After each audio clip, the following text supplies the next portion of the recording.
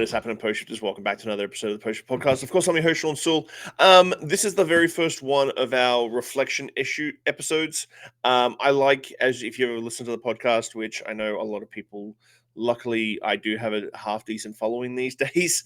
If you listen to the podcast, you're going to know that every year I try and start the year off with a reflection, whether it's my own personal reflection on how to set yourself up for success this for the year, or getting people on the show that can give us more of a nice overview of where they see 2026 going. So I do like seeing different opinions because I'm in a different niche, and I like to see macro opinions as well as micro opinions on separate niches within our industry, just so that if you're listening, you can go, okay, well, I run a QSR, or I run a restaurant, or I run a cocktail bar, or I run a pub.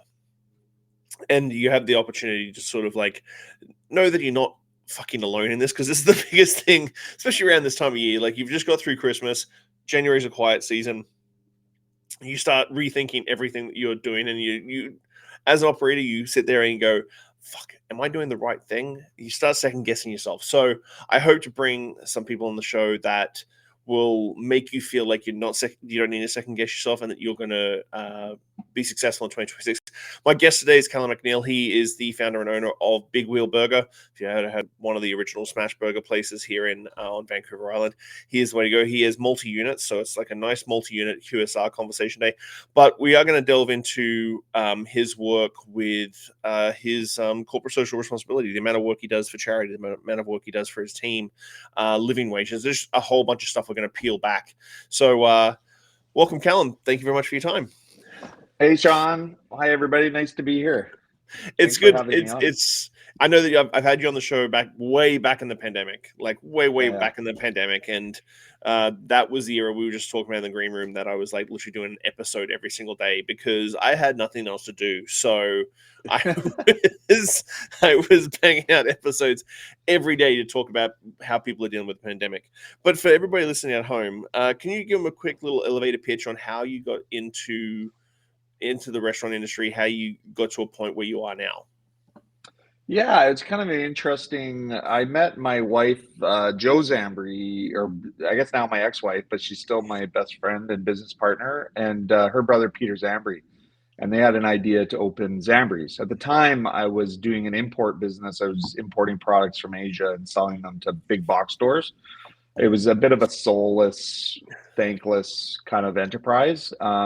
And then as we built up Zambris, we just kind of grew it to the point where, I could get a little bit more involved. I sold that business and then basically started in the restaurant business with Joe and Peter Zambris of Zambris. And we've just had, I think, our 26th year in business, which is nuts. And then I had this idea. I used to go to Vegas a lot, and I saw this sort of better, quick service, better fast food model emerging.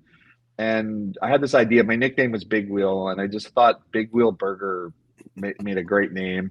The QSR, the full service restaurant game, is just it's tough. It's a tough biz. And obviously when you've got the passion, that's what makes it work. So we've got a ton of passion. And even after 26 years in the industry, we're still very passionate about what we do. But the quick service seemed a little bit more fun. Margins are a little bit better, a little bit less moving parts. It's very similar, but for the amount of work you do on a 150 seat place, you could literally do the same amount of work and have 3 to 4 to 5 units. So yeah, and I guess some people would probably say, oh, that's maybe not true. But the QSR is very system based. So that also gave us a lot of skills to tighten up the restaurant, the bigger 150 seat place. So I think we've learned a lot. It's been very complimentary. But when we started, people were expecting, we were kind of early on the better fast food model. So people were really confused. I think about a year after we opened, Bin 4 opened in Victoria. So that was sort of what people were expecting when we opened. And it was it could have been even right around the same time. I think we were open before Bin 4, but it was kind of around the same time in 2011. But yeah, and of course we messed it up when we first started, and we're still we think we're getting very close to perfection. what it's perfection for us anyways, but it's been a battle. Yeah. So like we're talking like 12, wow, over 10 years for Big Wheel as well. Like the one thing that I adored about Big Wheel when you guys first opened the Cook Street Village was the fact that your branding, like obviously you're wearing a hoodie like I usually do, is like that's the corporate entrepreneur these days is Yeah. the black hoodie with your brand on it. Yeah. You really did take it as like that fast food but better quality sort of model with like all your branding and everything was like tied in really, really well with that launch. Yeah, I mean, the thing about it is like whenever I do anything, I always think about all of the spectrum of opportunities. So, are we a single store or do we want to leave the door open to be multi-store? So, we intentionally spent a lot of money on the branding and making it when you walked in, you kind of had that feel, okay, this is different, something different's happening here. I think a lot of people thought we might have been like an American brand or something coming up. And the idea around that was our goal was always to have multi units. Hmm. And so we just built it. We spent a lot of money up front. We use an amazing designer, Caleb Byers, who, rest in peace. He's no longer with us, but and his wife Hannah Lee were our design team, and they build iconic brands. Like we still use almost everything that they produced for us back in 2010. So it's yeah. So I mean, we felt like we nailed what we were trying to do. And then, of course, the community and our customers need to catch up a bit. So it took us 2 or 3 years to kind of get, get the idea to communicate it to our customer. And then also do our work, like make sure that our fries were done right and our service was done right and all those intentional things that, lead to success. So, yeah. So looking back on 2025, what's been, because obviously in the media we're hearing about rising costs, obviously between labor and food costs and so on and so forth. Um, the foreign workers uh, bill and everything else has been like scrapped, which is extremely tough in the restaurant industry. I do see that and I understand the reasoning behind it, but it's similar to what I dealt with in Singapore, where they sort of blanketed it across all industries instead of giving certain industries leeway on it, because they were just like, okay, well, we just want to make sure that Singaporeans are getting hired for these jobs. Awesome. The hospitality industry is a very different industry for that. What's been the biggest hurdle for you in 2025, and what's been the biggest win that you've seen come out of 2025 as well? Oh, that's interesting. I think the immigration thing is, like you mentioned, probably the biggest single challenge.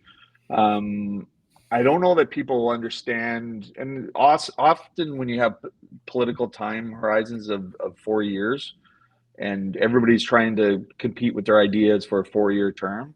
You cannot run anything in a 4 year term. You do not even run your business in a 4 year spectrum. You're going five, and you even maybe you're going 3, 5, maybe even 10 years out if you're really trying to build something that's going to last. So why would we run a country or an immigration policy that way? What's people don't realize is that there's a demographic hole where we just didn't have this pool of people that Mhm. maybe we had generations before, where you had those young people that wanted to work. You had this, an abundant supply of labor. You didn't have that. So there's a huge hole. And what happened was immigration filled that hole. So luckily, we had a government, and this is not political. This is just about, people say, oh, they brought in millions of people and all that stuff. I'm like, had they not done that, we would have been destroyed Mhm. and our industry would have been destroyed completely. And I honestly believe that the farming industry, everything that our industry relies on is over dependent on immigration and immigrant labor.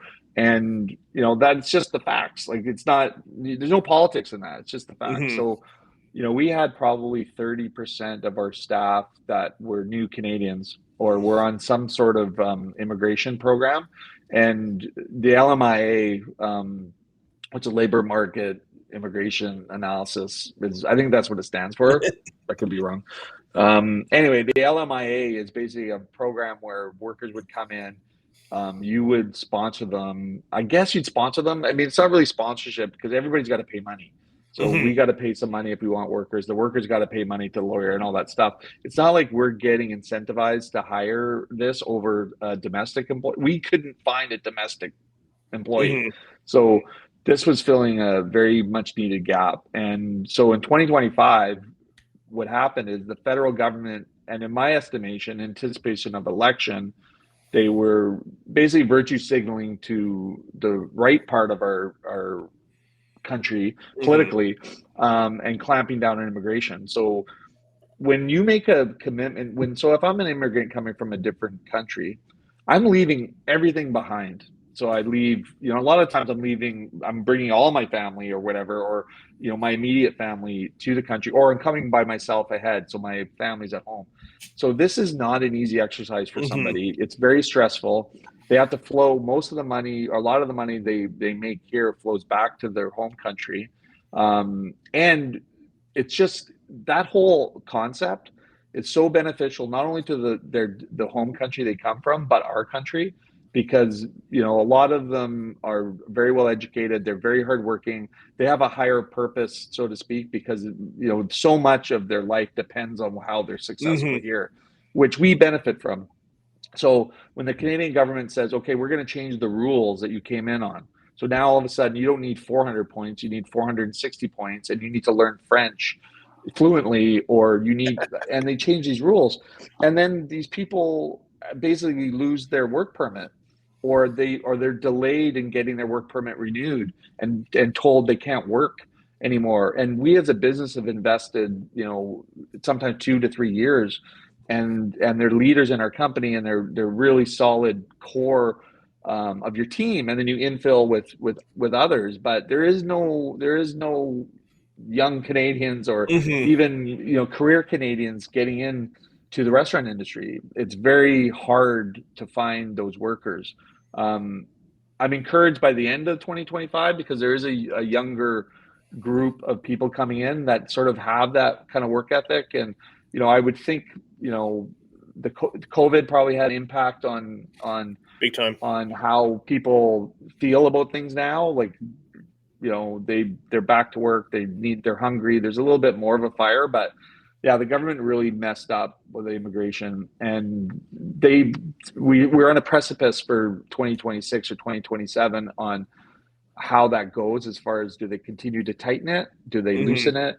Is there more of a domestic population that's coming through that can fill that gap? It remains to be seen, but it's so short-sighted. I mean, immigration policy is probably the number one benefactor of a country if you do it right, and also the worst if you do it wrong.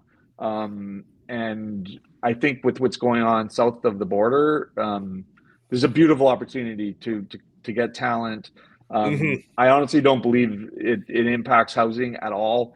Premier Eby came on last year and was talking about how the homeless population is impacted by immigration and stuff, and it just it bothers me, because I view it as just virtue signaling and trying to divide, and all this stuff. And when on the ground, boots on the ground, we as the operators understand how important our workers are. And if they want to kill, like nowadays, hospitality is one of the bigger employers. You don't have the mills, and you don't have all this. We've talked about this, like the government's understanding of how the hospitality industry adds to the GDP and in the ecosystem of industries is insane.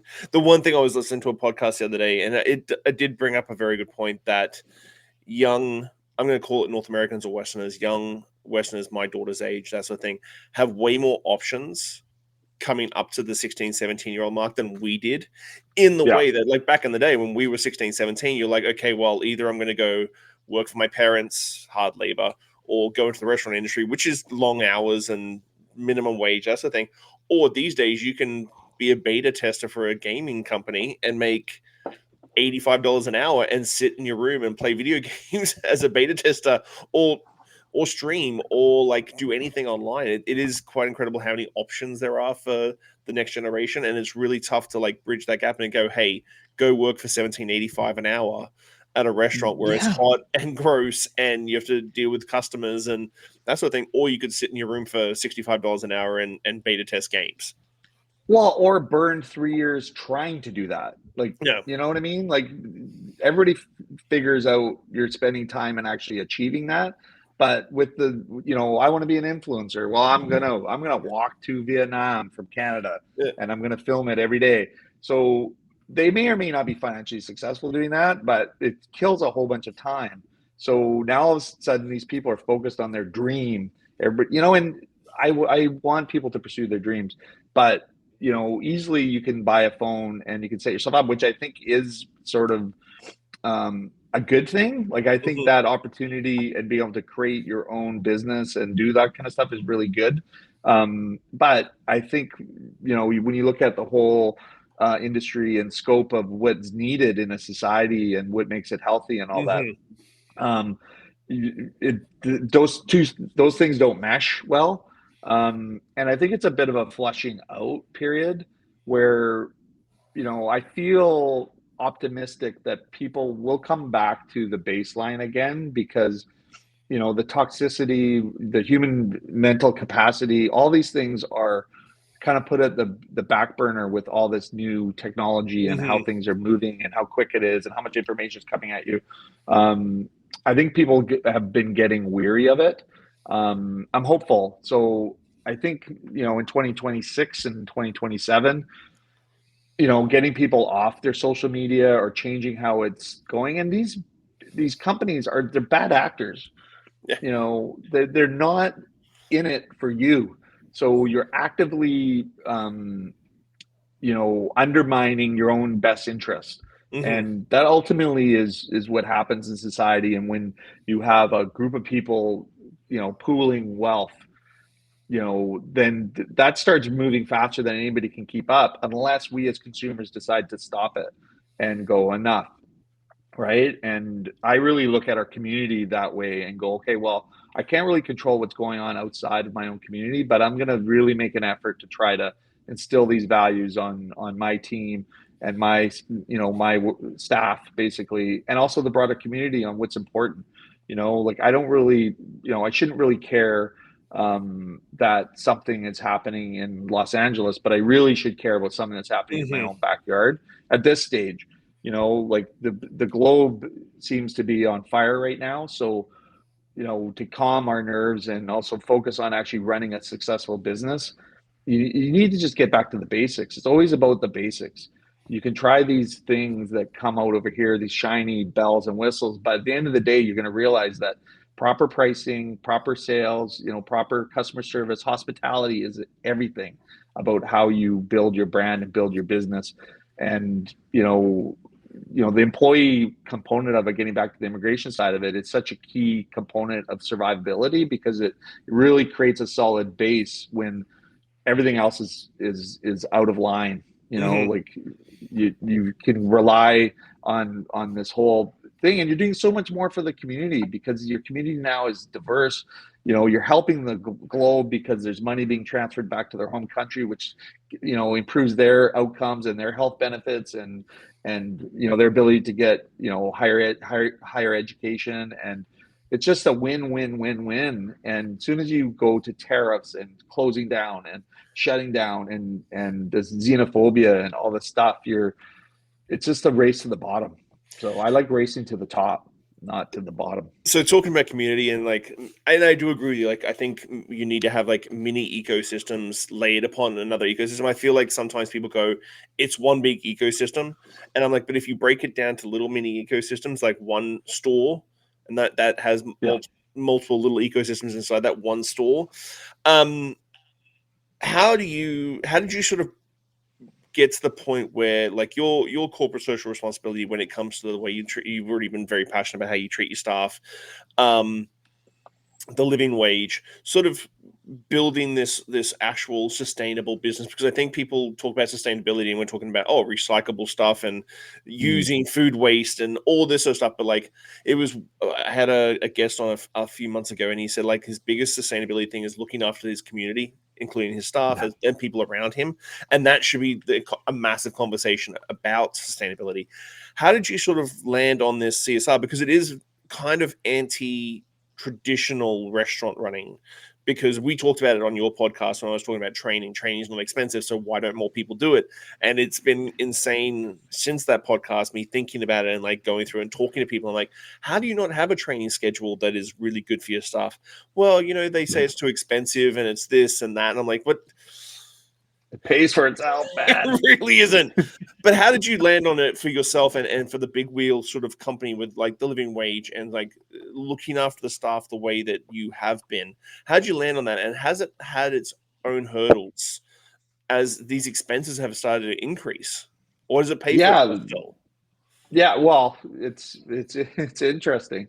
I think originally when we came up with the idea of Big Wheel Burger, I wanted to try to do something different. Like a lot of times in my career, I think of big ideas and then I don't really think about the challenges around those big ideas, but the opportunity of trying to gamify it or figure it out. And I thought, well, there is no sustainable quick service restaurant. So the idea of the design and the feel and all that kind of stuff is one thing, but what is going to be a bigger call to action, the value proposition that is going to get people to come to you, not just for the burgers, but kind of what the underlying messages or what your objective is. And, we started with carbon neutrality back when that was cool. And now net zero is cool. So, it's kind of morphed. We're the first carbon neutral restaurant in not Victoria, in Canada, probably North America, might even be the world. I don't know. But we were one of the first people doing this. And then once you scratch the surface on when you start giving the message about the higher purpose, and it's really important not to stand on your soapbox and go, look at me, this is what I'm doing, but just do it. And I think that's what set us apart in a lot of ways is we probably underserve the message around it, but we want our customers and the community to kind of discover it themselves. So often I tell a story of, as recent as a year ago, customer coming in and saying, everything's compostable, like there's no garbage. And they're like, no, it's all all goes into this bin. It all gets composted. We vetted the composting of it. And once you set up the framework of it, it's very easy. It just kind of runs. So I kind of take it or sort of take it for granted, I guess now, because all of the systems are in place. So the evolution of that was, okay, well, we want to treat our employees well. We want to have benefits. We want to make sure they're making enough money so they can actually live in the community that we're operating in. So we're not bringing buses in from, I think of these coal mines in Scotland where they're bringing buses, or Northern England where they're bringing buses in of people, because nobody, that lived in that community could afford to live there. So they would just import all this cheap labor. And I just don't want that vision. I'd like people to be able to walk down the street, they're living in Fairfield or whatever, and being able to work in their neighborhood and customers come to support it and all that stuff. So that was sort of the expansion of the value proposition. And then I always wanted to tie in a foundation, or I just think of business as so isolating when it just supports the actual owner and the labor is used as an input and you're grinding your cost of goods down. So you're beating up your vendors, which I don't mind. Beating up vendors is okay. They've got their own business to sort out. But you can't make your money on the backs of your employees, right? And because it's not like, how do you feel good about the money you're making? Like, where is the bigger idea of just building the community? And it sounds lofty and it sounds like, oh, what are you trying to do? Maybe, I don't know, some people, but that's one of the things that we're most proud of at Big Wheel is that we actually care and we actually see a bigger picture here. So, you still have to run a business. So, what we've proven is that we can actually make a profit. Like our profit is probably industry average right now. We have a potential of being above industry average a little bit and still do all this good community work. So when we had the idea of the foundation, COVID actually really moved that forward because I always wanted to, but I'm like, how could I get our customers to donate to a foundation, and then we're like, okay, well, let's just do this. So we charge 1% on our bills and go right into our foundation. If somebody wanted, it has a charity number on the bottom. If they build up their receipts, we can give them a tax deduction. So there is a tax deductible component of it. But we match it. So we're basically generating 2% of our revenue for a foundation, and all of 100% of that money, there's no expenses that come off, go back into the community. So a lot of it is around food security, food banking. We do these basic income grants for people that have fallen through the cracks, and they're vetted. So we have a vetting process. We also donate to kids sport. Sport and athletics is an important part of health, and so we that's a bit important as well. And then a lot of the food banking, fed urban agriculture. I'm a big proponent of expanding infrastructure for urban agriculture, and as well as supporting farmers locally. So we are an island, and we used to produce 40% of the food we consume, and now we produce like 10% of it. And we're a big island. And we're an island. Like if there's an earthquake, if there's like war, I don't know. There's a lot of reasons to be secure, and there's an environmental component of it. Fed urban agriculture is on a piece of land that is derelict, and environmentally you can't really build on it. But what they're finding is that the soil that's leaching into the ground from the watering and all of that stuff that's in soil is actually regenerating the soil underneath it. So how cool is it that you can take an old, construction site, or I think it was like a gravel, or I can't remember what it did. It was like an industrial use like 100 years ago. And now the soil is being regenerated, and you're also able to grow food. Like, I don't know. It's just really cool. And I think that part of, how the businesses all come together like that is not only is it good, like business wise, like it's good for a brand. It builds, loyalty to the customers. And when you're just kind of breaking it down to the very, sort of basic level, when it comes to the business philosophy or economics of running a business, it just is really good. It's really good for the brand. But with the broader thing you're doing is you're actually embedding yourself into the community. You're standing with them. You're trying to figure out where the gaps are, where you can help the community, and all that. Like, I live here, so I want to be a mover of the city in a way that I'm gonna want to live here, and other people are going to live here. People want to visit here, because that's how it all circulates. So yeah, I don't know if I communicated that well or not, but I'm passionate about it because it just makes total sense. And it bothers me. Like, imagine if, I don't know, and this is so dumb, but imagine if Jeff Bezos or these guys literally just did what I did, and we still make money. Like, we're still profitable, and, our burgers are good value for what you're getting. And we're still able to keep all those, really good restaurant fundamentals there, like hospitality, good food, and all of that. That's so, and we can give money away. Like, I'm like, come on, man, like, do better. Because I think nowadays, like, fast food in like the big chain fast food, McDonald's, Burger King, that's the thing, has definitely, people have been mentioning it, but like has definitely is no longer cheap. I remember when you guys first opened, it was kind of like people were like, oh, well, it's so expensive. And I'm like, okay, well, but let's have a look. Let's peel back those layers. And you were mentioning at the very beginning, like, you don't want to beat on your chest and like scream from the hilltops, but sometimes you've got to kind of have to, in a broad marketing sense, just so you can not quantify why you charge that much. But again, these, like, I wouldn't say that McDonald's is much cheaper with way less quality than Big Wheel is now. Like, it's not, McDonald's isn't cheap anymore. McDonald's isn't that sort of like well, cheap. Where's your nutrition coming from, right? Like, where's your caloric intake? Like, how many calories are you getting for this? And what is, like, are you going to need to eat 2 hours, 3 hours later because you just spent on air, basically? So what we used to do, and we still do, we check per ounce. So all of our competitors, and I don't know that we're necessarily competing with McDonald's per se, but quick service fast food. Yep. We're selling burgers and we're trying to do it quick. So they are our competitor. So we put the only burger per ounce that's cheaper than us is McDonald's. Every other, like A&W, all these per ounce of product that you get versus per ounce, we're cheaper. So like obviously when you're going to McDonald's now, you're spending $16, $17, $18 and for a meal, and you're maybe spending 21 or 22 at our place. But you're getting, twice as much product. Arguably it's more nutritious because where we're sourcing it, where it's coming from. You're also supporting a local business.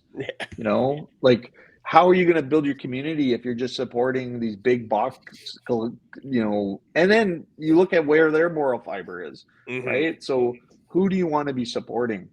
And it's like, obviously, where you live in a convenient society and people love boxes being delivered to your door. But we went to a market for the first time, not the first time to a market, but the first time with purpose to purchase gifts for people and family at a market. We went to the Saanich market this past weekend, and literally the money is going to your neighbors, and it's just, there's just such a positive exchange there because what's happening with your money versus, this hollow, thing where you're going and these people are making money on the backs of like the workers, man. Like, even though in BC we have good labor laws and you've got a good minimum wage, like, is there benefits? Is there this kind of stuff? And, obviously, they're having to compete.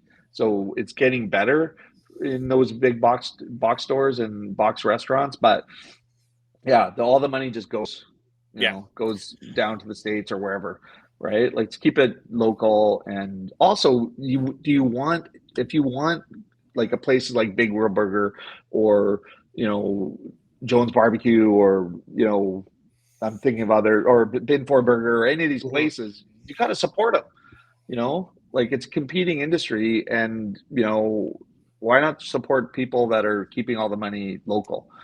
Like, so we've talked about people, your CSR, like food stability. Also, what is something that 2026 you're sort of tackling? What's the outlook for 2026? Because the thing is with like food delivery apps, tech is coming really hard. Like you can get AI phone answering and all this sort of stuff, crazy, insane stuff in this day and age. What does 2026 look like for you, for Big Wheel, and for like the restaurant? Because I know that you got your fingers in the restaurant, and with your podcast for Bread and Butter, like you and Sam cover a lot. Like this week's episode, I think, is with Madone Pellin, and she's talking about like hotels, and that was a really fantastic episode. But like you've got a nice outlook on like the macro. But what is that one thing you're sort of focusing on for 2026 to sort of get everything up to the next level? Because I feel like you need to evolve constantly in this day and age, or you'll just sort of get very stagnant, very much quicker than you did, like say 10 years ago. Yeah, I agree with that. Without moving, you're if you're not moving forward, you're moving backwards. There's no standing still. And I think one of our biggest, kind of the best things about us is that we're always kind of pushing the needle.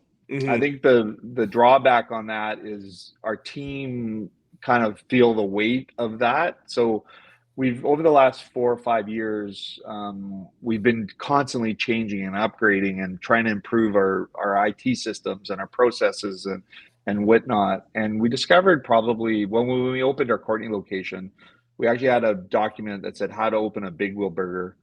We never opened it. So after the end of the build out and when we're open, we're like, and then all these things happened with it that we're all covered in how to open a Big Wheel, and we never opened the document.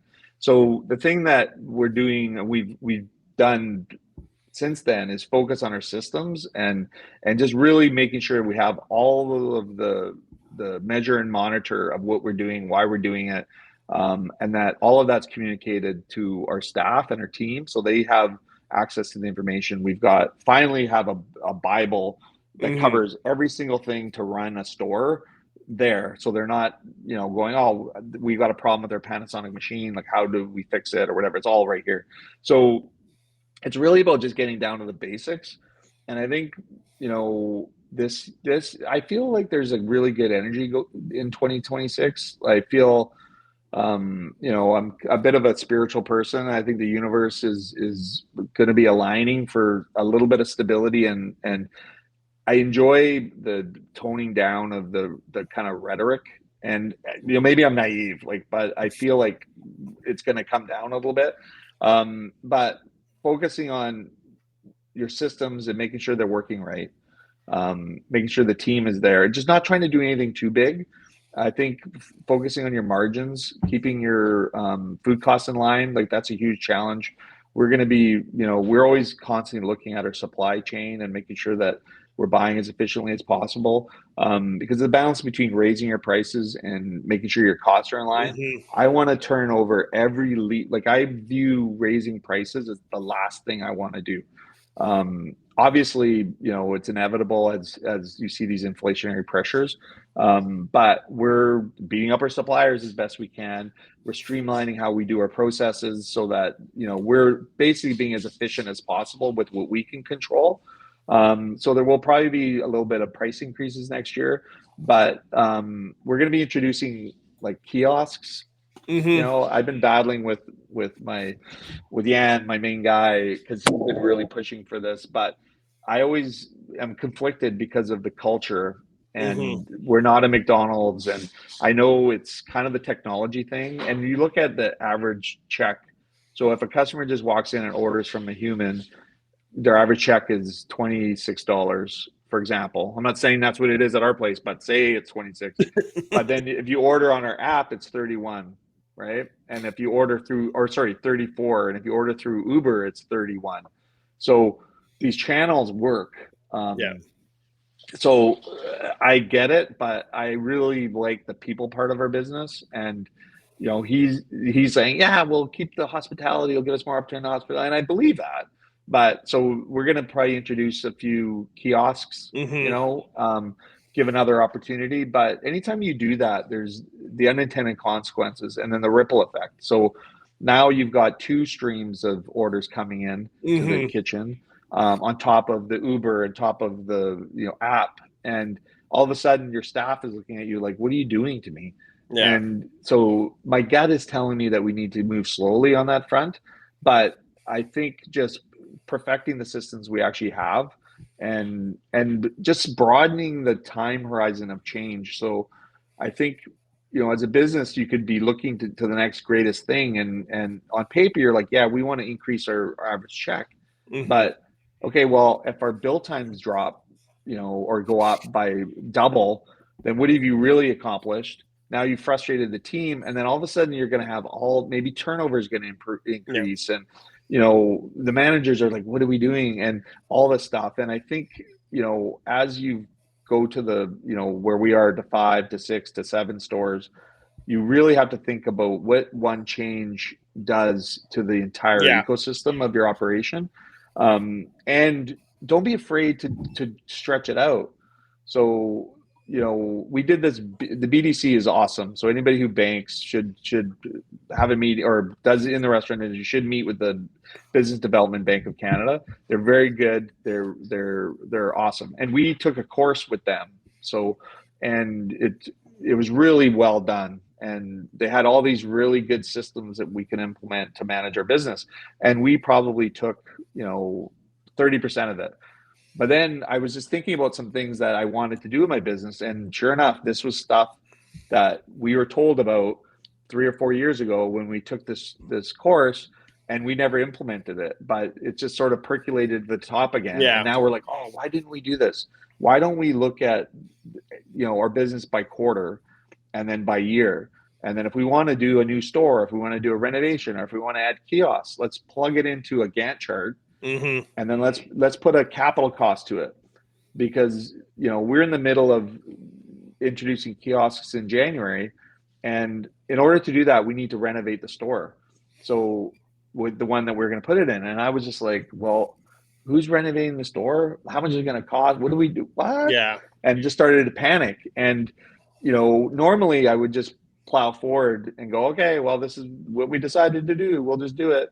But I kind of stopped and said, hey, let's just slow down a little bit. Then went back to the basics of, getting a Gantt chart out, and say, okay, well, maybe it makes more sense to do it a year from now. Mm-hmm. Well, let's do a trial of a kiosk in 3 months, and then we'll analyze, well, what happens to our staff when those orders are coming in that way?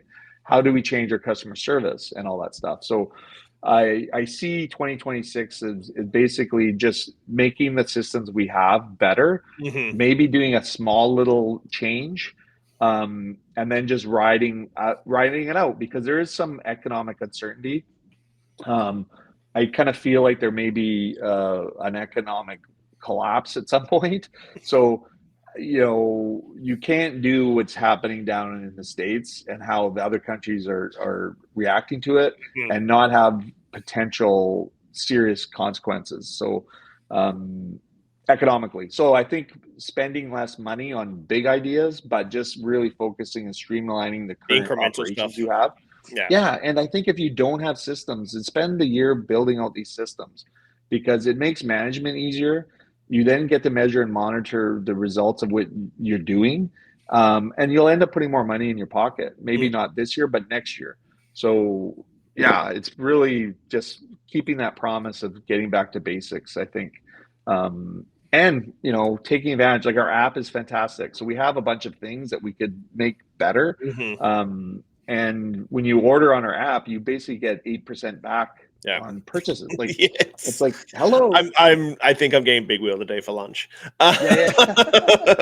But I do agree with you with the technology thing, because I remember when the tablets, now it's pretty common nowadays, like the tablets at the table where the server can Yeah. just ring it in at the table. I'm like, my biggest concern with that was like servers who take a table order and then go to the POS and ring it in. There's a gap before it Yeah. goes to the bar. There's a gap before it goes to the thing. But if you have a tablet, you can just go send, next table, Yeah. send, send. And I'm like, the kitchen just gets 5 chits. If you got a 5-table section, they could get 5 chits all at once instead of them being broken up. And people don't understand 3 minutes between chits is a massive amount of time. That's an eternity. That's an Yes. eternity between to time everything out. But it's really good that technology is still folded into your business. I can understand how you see the kiosks being, because it just becomes like that sort of revenue stream. And I don't think Yeah. people talk about it enough when it comes to like just Uber Eats, because you never know when that if you have reservations at a restaurant, your rush is going to be X till Yeah. X. But with Uber Eats, it's like, oh no, wait a second. A family just had a big event and there's 35 people and you've just all ordered Big Wheel all of a sudden. And it's just like, oh Yeah. shit, we've got one big order from Uber Eats just slammed us and we're already full. And then the app is busy. And then we also have kiosks that make everything really quick. And then you do have to mitigate that speed of service style thing for the guests, because QSRs is quick service restaurant. And sometimes, especially when you start getting into your sort of level of the niche, it is quick service, but it's still like there is still time. It's not like you're driving through a drive-through and that thing. And then another thing you said, the whole evolution into multi-unit.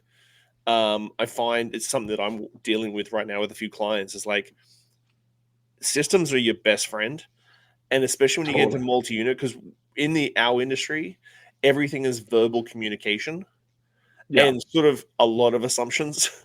Like a lot of assumptions. Oh, I hired you. You've got managerial experience. You know everything that's in my brain. Like there's a lot of assumptions. So understanding how to build those systems, and it's good that you can admit that, like when you did the Courtney store, you have a document saying like how to open the store, and then we didn't touch it. Yeah. And then we're like, oh, why is everything fucking up? Because you didn't look through the document. So going forward into 2026, for people who do want to sort of make that move into restaurants, and this is a big, broad question, restaurants and QSRs, doesn't really matter what sort of style.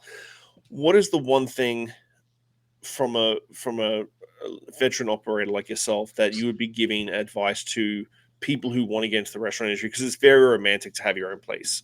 It's extremely romantic. People think that's the progression. Like I posted something the other day about like everybody seems to want to be number one, but when they get to the number one position, then you can do 60% of the work. But if they're a really good number two, a good right hand, they can do 100% of the work. So you don't always need to make that massive progression to ownership. What's the big piece of advice for people who want to get into the restaurant industry that you would give to them? I think the first thing was like, okay, give me like 500,000. I'll give you back half of it, and then light that half of that half on fire, and then that's where you'll end up. That's jaded. I mean, it's a horrible thing to say. No, do get into the industry. We need people. We need, good ideas. We need fresh ideas. But just lower your expectations on what the result's going to be, and follow your passion and do it passionately. But make sure you surround yourself with those other pieces that you may not have. So if you're a chef, for example, take some business courses, or maybe consider partnering or getting advice. Have some good advisors that understand business. You could be a very like I say that about accountants and lawyers too. Like, just because you're an accountant doesn't mean you know anything about business. Or if you're a lawyer, you know how to run your business. Or if you're a doctor, like, you're all smart people, and you're skilled at a certain area. But business is a different beast. So make sure you've got that covered, and also the systems. So it's just like, when you're planning something, planning. You can never over plan. I mean, I guess you can over plan, but the execution part of it needs to be there as well. But have, how are you going to manage your HR? How are you going to manage your, all these different departments? What materials are you producing ahead of time so that your staff can be trained well, that there's an accountability loop, and that what you're actually trying to do is intentionally done. So, and that's only done through planning. And we talk about these, manuals and this stuff. Just build it out first, and also do a business plan. Like, business planning is key. Figure out, how many, if you're going to start a 30-seat restaurant that's going to be boutique, what are your hours going to be? How much food can you produce? What is your labor going to be to actually execute on that promise? And then where are you going to find your downtime to do the actual business function of it? Who's doing that? Like, who's doing your books? Who's managing your profit and loss statements? Who's seeing where the next dollar is going to have to come from if you're going to invest, or if your sales are lower than you anticipated? So it's a very daunting task, but I think a lot of people go in with that enthusiasm, and I think that could take you a long way. But if you go in with enthusiasm and you've got your skill and your passion, just marry it with some fundamentals, and you're going to be way more successful. And don't underestimate how much money you're going to need to do it, and how much working capital you need in order to get through the first year and a half to 2 years. Because, saving a little bit more money, or finding another source of cash that can kind of, get those downtimes, will allow you to do what you love to do better without the stress of it. So I think if you're planning to open next year, do a little bit more work and open the year later. Because you will find the money that you save by setting up these systems will pay dividends down the road, and even for your own mental health, because business is tough.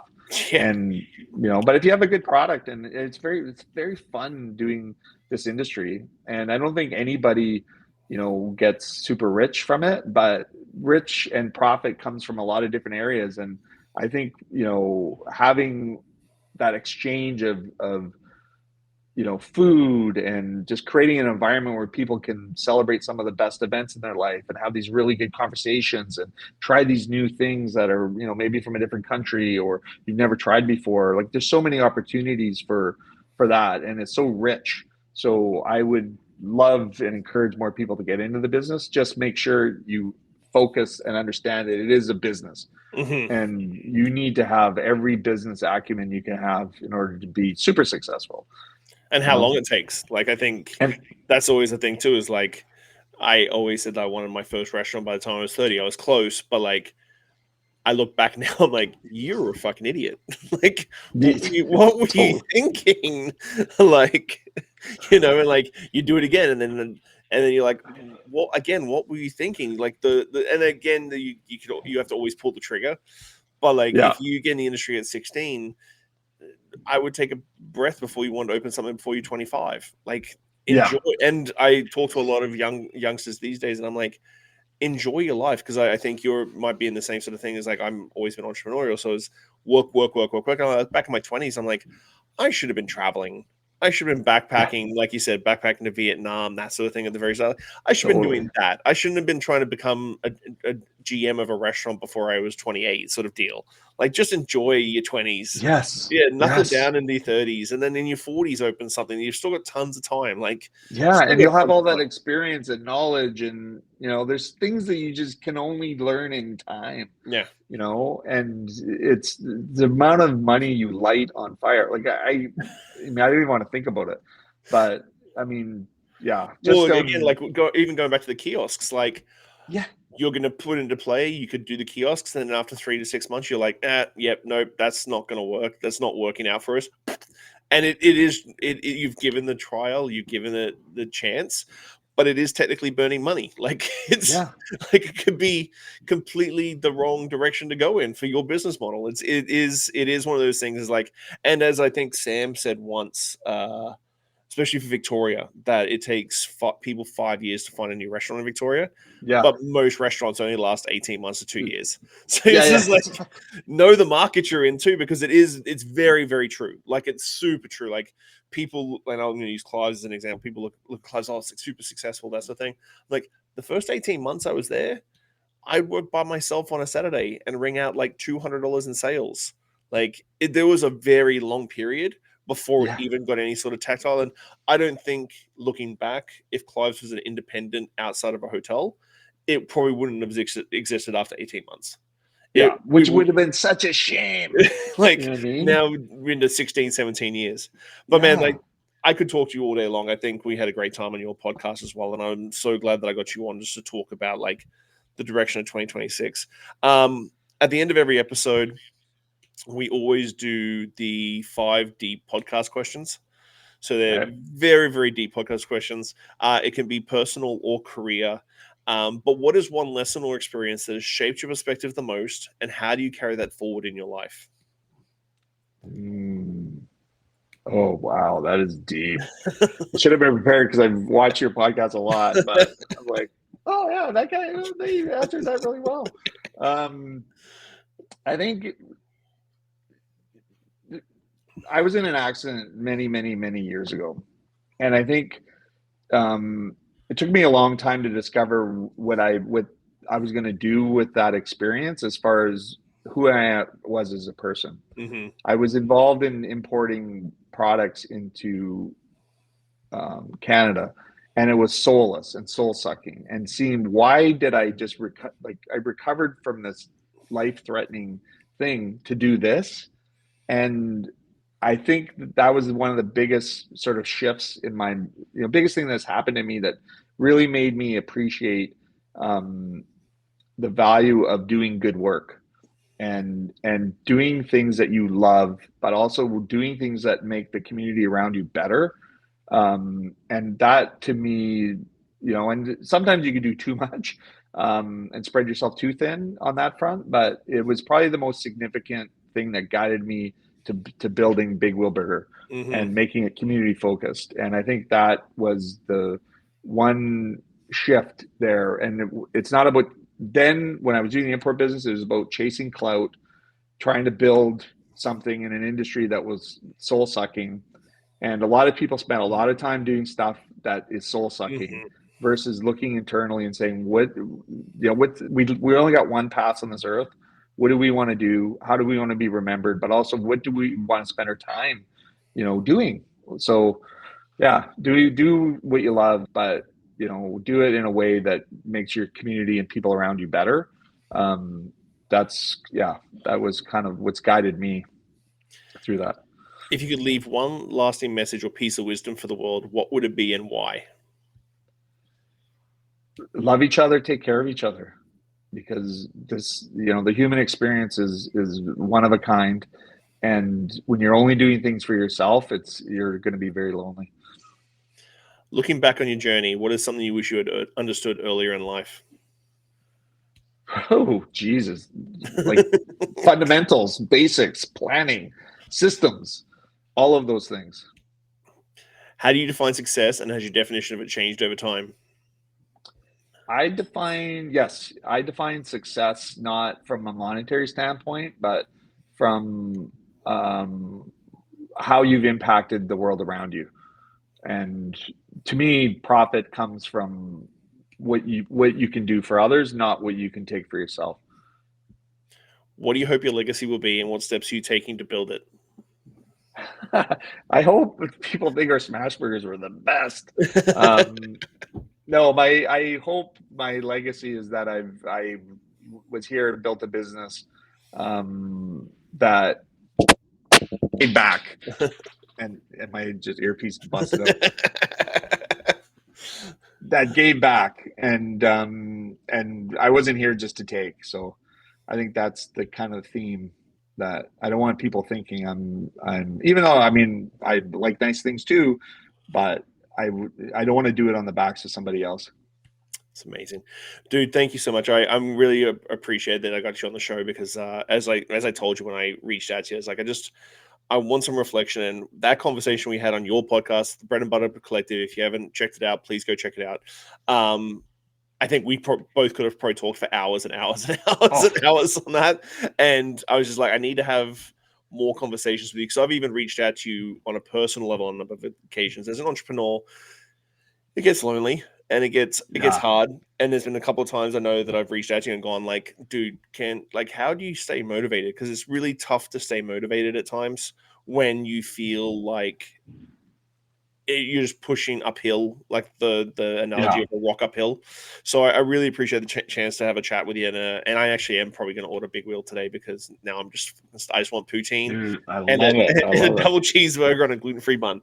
But I just want to say thank you so much for your time, man, and thank you for the conversation. And I really hey Shawn, thank you, and thanks for all the work you're doing. Honestly, like your podcast is incredible. Your guests, the information you're sharing, and you're so generous with all that. And it makes our industry better. And yeah, so thank you for what you're doing as well. Well, thank you very much, man. Well, I'll let you get on with your day, and I really appreciate your time. Thanks so much. All right. Cheers, Shawn. Thanks, man. Bye. Talk soon. All right, Post Shifters. That's it for now. Keep your standards high, your spirits neat, and your team tighter than your pork costs. Catch you next week on the Post Shift Podcast.